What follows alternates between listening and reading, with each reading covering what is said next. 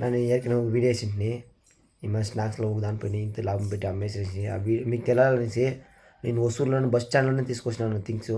అది మురుకు మారం చూడండి మీకే తెలిసింది. వసూరులోనే తీసుకొచ్చినాను అదే 50 రూపాయలదా. సూళగిరిలో బస్ స్టాండ్ పక్కలో ఉండే కేరళ బేకరీలో కూడా అదే రేటుదా, అదే 50 రూపాయలదా. దానికోసందా ఈ వీడియో ముఖ్యంగా వేసాను. సంజానండి ఏమప్పట్ల థింగ్స్ అట్లా దానిపైన ఏం అమ్మేసి సంజానం అడిగిరి.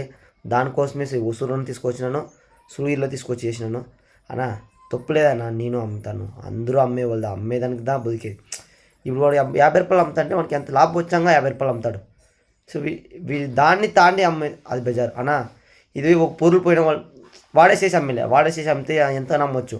అది ఏరకనే వచ్చేద్దని ఒక దానిపైన ఇంత లాభం పెట్టుకొని అమ్మ అని చెప్పి బిజినెస్ చెప్తారు. దానిపైన ఎక్స్ట్రా లాభం చేసుకొని అమ్మితే అది న్యాయం కాదన్న, నిజంగా చెప్తాను న్యాయం కాదు. ఇది ఓన్ బిజినెస్ అయితే నువ్వు మేకింగ్ నువ్వే చేసేదైతే ఇంకా సెలవు ఉంటుంది, ఎంత ఉంటుంది నీకు తెలుస్తుంది. దొంగ నువ్వు ఒక పొరుల పైన ఏరుకునే ఒక పొరులు 20 రూపాయలు వచ్చిందే, ఆ 20 రూపాయలు 30 రూపాయలు 50 రూపాయలు అమ్ముతావు కదా. ఇంకేం దానికన్నా పోయినా ఎక్స్ట్రా. దానికోసం ఈ వీడియో చేస్తాను. మురికిన చూడండి, ఫ్రెండ్స్ అండ్ ఫ్యామిలీకి షేర్ చేసిరండా. అయితే నేను అది ఆ పొరులు తీసుకోండిలే. ఇది వీడియో చేసేదానికి కారణమే ఆ పొరులు ఈతావు ఇంత రేటు అమ్ముతా ఉన్నాను. ఒకే కారణం కోసం చేస్తాను.